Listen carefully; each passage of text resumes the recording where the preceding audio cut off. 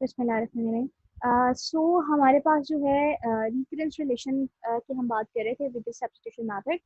ये particular annotation over here.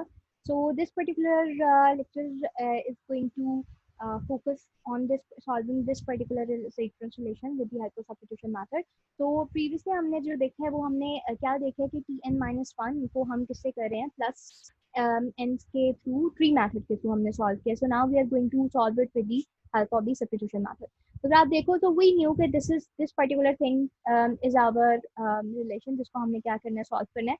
And now we knew कि Tn-1 हम यहाँ से एग्जाम्पशन लेकर चलेंगे तो सब्स्टिट्यूशन में हम क्या करते हैं सब्स्टिट्यूट करते हैं वैल्यूज को सब्स्टिट्यूट करते हैं. ठीक है. तो T of N Tn-1 plus N है इसमें हमने क्या सब्स्टिट्यूट करना है टी ऑफ n-1 की वैल्यू सब्स्टिट्यूट करनी है. But right now we don't knew कि Tn-1 क्या है. तो हम Tn-1 किसके थ्रू निकाल सकते हैं with by focusing this relation के ये किस रिलेशन से चल रहा है. तो अगर टी ऑफ एन जो है वो Tn-1 के इक्वल है तो टी ऑफ n-1 किसके इक्वल होगा. देखो ना इस पे गौर करना है आपने कि खुद ब खुद ही बनना शुरू हो जाएंगे कि n जो है वो n-1 दे रहा है आपको. तो इट इज वेरी ऑब्वियस कि n-1 जो है वो अपना एक कम लेकर आएगा. मसलन क्या n-2 लेकर आ जाएगा. ठीक है. So if T of N एक मजीद घट रहा है तो n-1 क्या होगा मजीद घटेगा n-2 के साथ. ठीक है. And that is going to become as n-1. ठीक है. अच्छा ये कैसे आया देखो ये क्या था n यहाँ पर था तो वही n यहाँ पर रिपीट हुआ तो हमने क्या किया n-1 के लिए सॉल्व कर रहे थे तो n-1 यहाँ पे रिपीट कर दिया. ठीक है. so this is going to be this particular thing is going to be substitute inside over here. तो हम लोग क्या कह सकते हैं हम लोग कह सकते हैं कि ये हमारे पास क्या हो गया टी ऑफ एन हो गया. Tn-1 के लिए हम क्या करते हैं हम बात करते हैं n-2 okay n-2 plus hopefully समझ आ रहा होगा आपको n-1. ठीक है. एंड दैट ये मैंने क्या कर दिया सब्स्टिट्यूट कर दिया और ये वाला n का फैक्टर मेरे पास क्या आ गया यहाँ पर एज इट इज आ गया प्लस n. ठीक है. अच्छा जब नॉर्मली यहाँ पर जो मिस्टेक हो जाती है वो ये होती है कि जब हम इसको ओपन करते हैं like if I am going to open it and simplified form में मैं इसको लिखूँ तो that is going to be n-2. ठीक है. And what normally people do मतलब इन अ मिस्टेक. ठीक है. नॉट एक्चुअली कि ये क्या करते हैं यहाँ पर ऐड कर देते हैं. Don't add these terms. जब आप इनको आपस में ऐड कर लोगे तो ऐसा नहीं है कि गलत हो जाएगा बल्कि ये आपके लिए ऐसी फॉर्म में जनरेट हो जाएगा कि जिसमें बाद में आपके लिए सॉल्व करना मुश्किल हो जाएगा. तो ऑलवेज रिमेंबर कि जब भी आप इसको खोल रहे हो सिंप्लीफाई कर रहे हो तो अपने लिए आप लोग पैटर्न जनरेट किया करो. जैसे ये n-2 है तो let it be n-1. This is going to be give you a ease ताकि आप बाद में जो है बड़ी आसानी से इसको सॉल्व कर सकते हो. Just I am going to write it as an equation 2. Okay. So ultimately what's the next thing अगर हम देखें तो अब हम क्या करते हैं अब हमें दोबारा से सब्स्टिट्यूट करना है. किस पे सब्स्टिट्यूट करना है अब मुझे Tn-2 पे सब्स्टिट्यूट करना है. तो टी ऑफ n-2 की अगर मैं वैल्यू देखूं तो अब ये आप लोगों को आनी चाहिए ये करनी कि टी ऑफ n-2 कैसे बनेगा. टी ऑफ n-2 देखो अगर टी ऑफ n-1 Tn-2 दे रहा है तो टी ऑफ n-2 मुझे क्या देगा Tn-3 देगा. ठीक है. And that is going to be n-2. ठीक है. वही चीज यहाँ पर आ गई ना जो कि ये वाली हम बात कर रहे थे जैसे मैं आपको सिखा रही हूँ. तो ये क्या हो गया n-2 हो गया. तो नाउ अल्टीमेटली आप क्या करोगे सब्स्टिट्यूट करोगे किसमें you are going to substitute in equation number 2.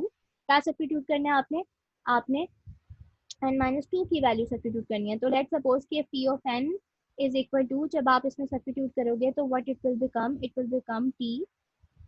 Tn-3 plus n-2 bracket close and then जो मेरे पास ऑलरेडी टर्म लिखी हुई थी that is n-1 put it in the parenthesis plus n. ठीक है. ये मेरे पास पहले से if you are going to simplify it as तो आप इसको कैसे ओपन करोगे this thing will become as Tn-3. Then don't add it but just it's nice कि आप इसको किस तरीके से लिखो n-2 की फॉर्म में लिखो and then this thing will become as n-1 and then plus n. okay. so ultimately ये चीज कब तक चलती रहेगी द क्वेश्चन इज दिस कि हम इसको कब तक सॉल्व करते रहेंगे. नॉर्मली आप इसके लिए n-3 भी निकाल सकते हो. आप इसके लिए जो है वो n-4 भी निकाल सकते हो, ठीक है ना। बट नॉर्मली अगर हम एज्यूम करें तो हमें जो लेटेस्ट स्मॉलेस्ट वैल्यू, हमें तो n की वैल्यू नहीं पता, तो वी कैन एज्यूम के एक रैंडम वैल्यू के पास जाकर ये रुकेगी, जिसको हम क्या कहते हैं, की कंसीडर करते हैं, ठीक है। तो वी कैन से कि let's call it as a K value, if I do it for the K times, मैं ये कब तक कर रही हूँ, I am going to do it for the K times, ठीक है। तो के टाइम्स अगर हम पुट करते हैं तो वी कैन नो कि ये अब क्या बन जाएगा, T of N. I am not randomly writing it, लेकिन अब आप इसको साथ साथ जज करते जाओ कि के की पुटिंग किस तरीके से हो रही है। T N minus K, if you are going to do it as N minus K, तो ये चीज क्या बन जाएगी, plus N minus K minus one. It is very obvious, okay. तो जस्ट ट्राई इट कि आप इसको जब सब्स्टिट्यूट कर रहे हो तो कैसे हो रहा है, ठीक है। तो ना this is going to be as N minus K minus one, okay. And then plus, मेरे पास ये वैल्यू आहिस्ता आहिस्ता कैसे किस तरफ बढ़ रही है, और करते जाओ, then it will be written as K minus two, this whole term, ठीक है। And then plus up to so on जाती जा रही है, कहाँ तक ये मूव करेगी, this is going to move at simple n minus one, and then for n times, ठीक है। And that would be my equation number 4, ठीक है। सो इस पैटर्न को अगर आप देखो तो यहाँ पर मैंने जो है अब क्या एजम्पशन है मेरी कि मैं किस पार्ट तक पहुंच चुकी हूँ, मैं n माइनस के तक पहुंच जो है वो मैं पहुंच चुकी हूँ, ठीक है ना। और अब एज्यूम करना है कि k के बाद जो मुझे वैल्यू मिलेगी that would be the zero. तो लेट्स एज्यूम कि मेरे पास मैं k टाइम्स तक पहुंच चुकी हूँ, तो अब एज्यूम करें कि n माइनस के की वैल्यू अब क्या हो चुकी है, जीरो हो चुकी है, जो मेरा रिफरेंस का दूसरा पार्ट था। तो that's my assumption, you can write it as assume n minus K is equal to zero. और यू नो कि यह आपकी मैथमेटिकल की फॉर्म में आपको ये क्या देता है, n is equal to K. अब if you are going to say कि you are going to substitute n instead of K, ठीक है।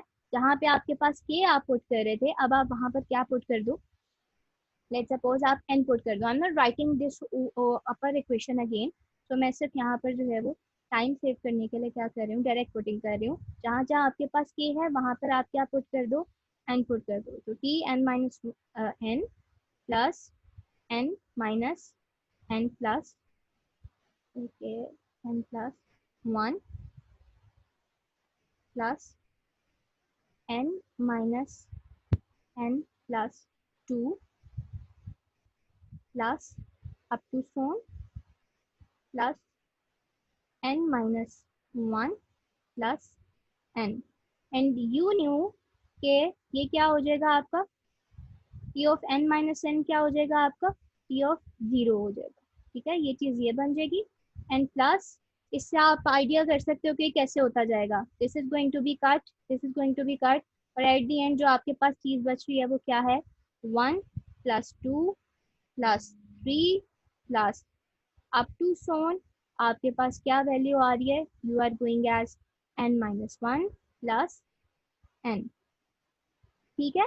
तो ये वाली फॉर्म जो आपके पास सम हो रही है, ये क्या दे रही है आपको, टी ऑफ जीरो आपको पता है क्या है, टी ऑफ जीरो वन है, ऊपर हमने रिकंसिलेशन में जी कहा था ना कि n is equal to zero आपको क्या देगी, कांस्टेंट वन देगी।